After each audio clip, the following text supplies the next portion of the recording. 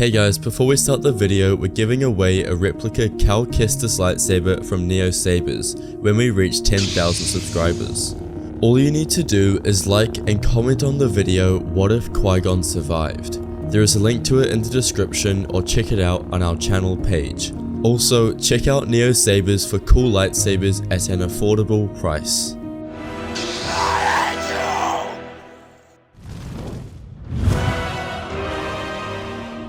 Our story begins at the Jedi Temple on Coruscant. After Ahsoka was framed for a bombing that she did not commit, the Council offered her a place back in the Order.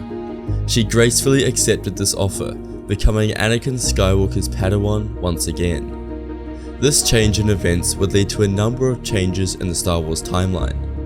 Anakin and Ahsoka would continue business as usual, going on missions and helping to save worlds from the Separatists. A year after Ahsoka decided to stay in the Jedi Order, Anakin began receiving nightmares of his wife Padme dying. This vision of Padme completely consumed him and controlled his every move. For days on end, he went absolutely crazy, not knowing what to do. When he spoke to Padme about it, she brushed it to the side, saying that she wouldn't die in childbirth. But Anakin couldn't get it out of his head. With Ahsoka still in the Jedi Order at this point, Anakin decided to confide his feelings in her. She was the person he trusted the most in the world, arguably above Padme even. Anakin went to her room at the Jedi Temple to talk to her. He explained the nightmares that he has been getting and how they're repetitive and happen every night. This means telling Ahsoka about his and Padme's relationship and that Padme was pregnant. But a small part of Ahsoka already knew that something was going on between the two. Ahsoka and Padme were good friends, which made it even easier to sense. Comforting Anakin, she tries to assure him that Padme is strong and will be able to fight through the pregnancy. But Anakin stands up, explaining that it is not that simple. He tells Ahsoka the story of his mother's death and how he had nightmares for weeks before searching for her, only to find her dead body. To Anakin, this was the same situation. This made Ahsoka a little bit more nervous, but she stayed strong. She had to stay strong for Anakin's sake. She explained to Anakin that they will protect her and be there for her throughout the entire pregnancy. Ahsoka finished, saying to Anakin that they can spend the remaining time before she gives birth searching for a way to heal and save people from death. Meanwhile, Anakin is called into Palpatine's office. The Chancellor manipulates Anakin before confessing his true identity as the Sith Lord. He explains to Anakin that he can teach him the power to save Padme from death, something that he had been searching relentlessly for, but to no use. Anakin leaves his office confused on what to do. Once again, he goes to Ahsoka and tells her a gigantic secret. It seems they had become very close recently. Ahsoka was absolutely shocked to hear the news of Palpatine. They sat down and tried to figure out what they were going to do, but they became very lost. They decided that they shouldn't act irrational and should wait and make an informed decision. Obi-Wan returns from Utapau, where he has defeated General Grievous. This placed the Jedi in an amazing position. With Grievous off the board, the Clone Wars were effectively done. They had no leaders apart from the Sith Lord no one had actually ever seen and the Senate knew nothing about. This meant that it was the Jedi's primary goal to make Palpatine give up his emergency powers, which they were granted to him in times of war. But he also said after the conflict was done, he would give away his emergency powers. Yoda, Mace Windu, Obi-Wan, Kit Fisto, Aegon Kola and Saesee Tiin go to Palpatine's office to confront him. Marching into the room, Mace Windu demands that Palpatine give up his powers because the war is over. But to their shock, he refuses. He says that the Senate gave him these powers, which means he doesn't have to do anything. The Jedi were already suspicious of Palpatine, but this pretty much confirmed everything. Yoda stepped forward and asked Palpatine to come with them to the Jedi Temple, as they had some questions for him. Palpatine stands, but firmly says no. This causes the Jedi to ignite their lightsabers as a direct threat against the Chancellor.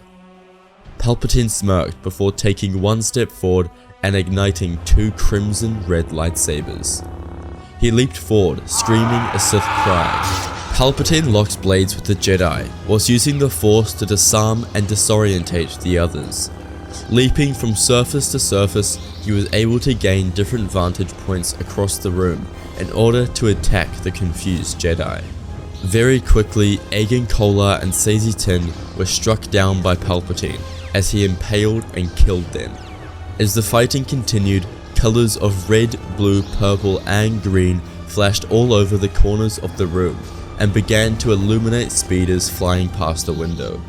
Yoda had the upper hand on Sidious, finding different angles due to his small size and speed, but Palpatine was able to use his Force power to knock Yoda into the corner of the room with Force lightning. This placed Palpatine in a very good position. He hadn't killed Yoda, but he had gotten him out of the fight for the time being. Now he could prioritize his attacks on Kit Fisto and Obi-Wan, the 2 weaker Jedi left. Palpatine was able to kick Obi-Wan in the head and raise Kit Fisto in the air, choking him with the Force before throwing one of his red lightsabers into his skull, killing him.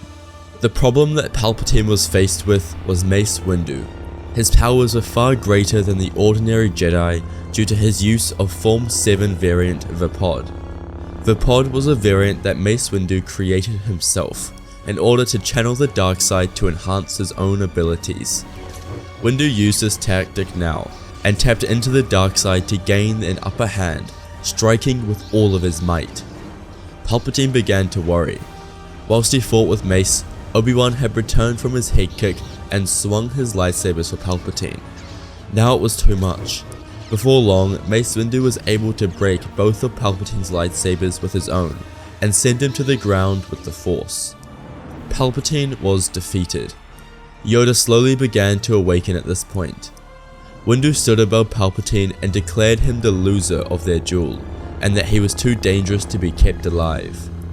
Windu's dark side tendencies came forward, and he raised his lightsabers to strike down Palpatine. But before Mace Windu could continue, the doors burst open to Anakin and Ahsoka rushing in. They shouted at the Jedi, pleading for them to stop. They remind them that this is not the Jedi way, and you can't kill an unarmed man, even if he is Darth Sidious. By this time, Yoda had got to his feet and walked over, agreeing with Anakin and Ahsoka. Instead of killing Palpatine, he was arrested that day and put on trial. The Jedi presented the evidence from the security recordings to show Palpatine wielding the Force and a red lightsaber. Even though the Senate was shocked, and many refused to believe it, the evidence was too much. Palpatine was convicted and sentenced to life in prison with no chances of getting out. Anakin could try and learn the secrets to saving Padme with Palpatine in a cell. But after Padme suddenly went into labor and survived, there was no need. She gave birth to Luke and Leia, and she was completely fine. The kids grew up and joined the Jedi Order. The council was upset at Anakin for having a wife and kids, but let it happen due to him being the chosen one. Anakin and Padme would grow old together. Ahsoka and Obi-Wan would become family to the 2 children and assist the Skywalker way in whichever way possible. Anakin's life was blessed with happy memories following the Clone Wars. He finally was able to rest knowing that his family was safe and the galaxy was also safe from the Sith. Thank you guys so much for watching today's video. I believe that if Ahsoka stayed in the Jedi Order after her framed bombing incident, Anakin would not turn to the dark side. In the end, Ahsoka and Anakin were extremely close, which means Anakin would likely explain to her the situation he was in. And just like the video, Palpatine would eventually be taken down. Remember, if you would like to join the Cal Kestis lightsaber giveaway, go to the video What If Qui-Gon Survived. I will put a link in the description below and I hope to see you all enter. The winner will be selected towards the end of October to give you guys enough time to enter. Be sure to head over to NeoSabers and check out their awesome lightsaber replicas and NeoPixel builds. Let me know what you guys thought of the What If in the comments below. If you would like to see a certain What If, comment it and I will try to get onto it as soon as possible. If you would also like to support the channel, consider becoming a member by clicking the join button. This will give you access to awesome emojis and banners. Thank you all for watching, and may the Force be with you.